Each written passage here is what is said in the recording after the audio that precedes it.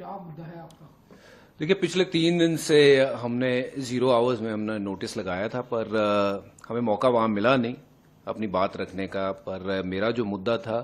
वो था कि अमृतसर के एयरपोर्ट को बड़ा किया जाए, क्योंकि हम जानते हैं कि बहुत सारे पंजाबी जो हैं वो अमृतसर से, क्योंकि फ़्लाइटें बहुत कम हैं, स्पेशली कनाडा या फिर अमेरिका की बात करें तो कोई फ़्लाइट नहीं है, तो उन सारे जो हमारे पंजाबी हैं उनको पहले दिल्ली आना पड़ता है, वहाँ पेट्रोल का खर्चा लगता है, दिल्ली आके फिर होटल का खर्चा लगता है, और यहाँ से जब आप चले भी जाते हो वहाँ पे तो किसी को लेकिन अगर वापस आना होता है तो फिर उतना ही समय वापस आने में भी लगता है। जो कई बार तो हमने देखा है कि हमारे जो लोग हैं वो अपने दुख सुख में भी शामिल नहीं हो सकते हैं। तो एक तो टर्मिनल को बड़ा किया जाए अमृतसर के, और साथ ही साथ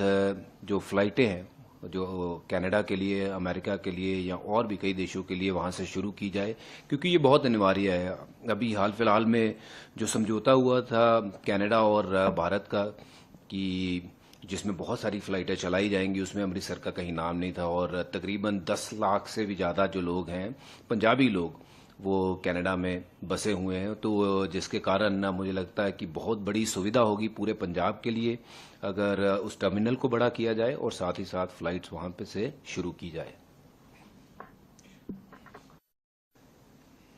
भाजपा कल नीति आयोग की मीटिंग है जो इंडिया ब्लॉक के लोगों ने अटेंड करने का मना करा है, जिसमें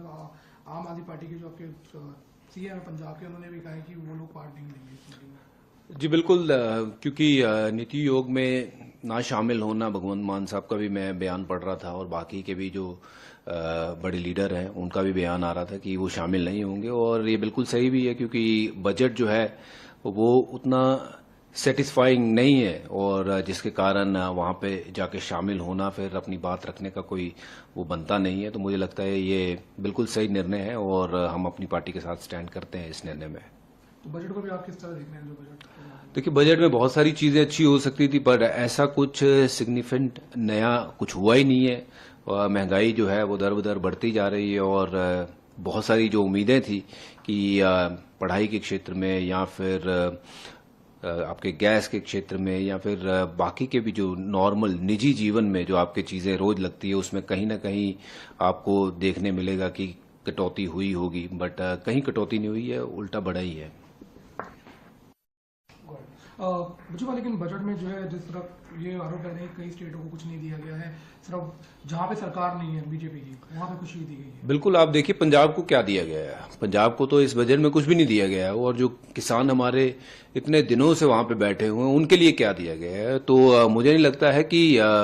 ऐसा भेदभाव होना चाहिए, क्योंकि पंजाब एक ऐसा प्रांत है जो पूरे देश का जो है वो पेट भरता है। तो पंजाब के लिए आपने बजट में कुछ दिया नहीं है, पंजाब को अलग रखा है, 1 या 2 स्टेट को छोड़ के। मुझे नहीं लगता है कि इस बजट ने किसी का फायदा किया है।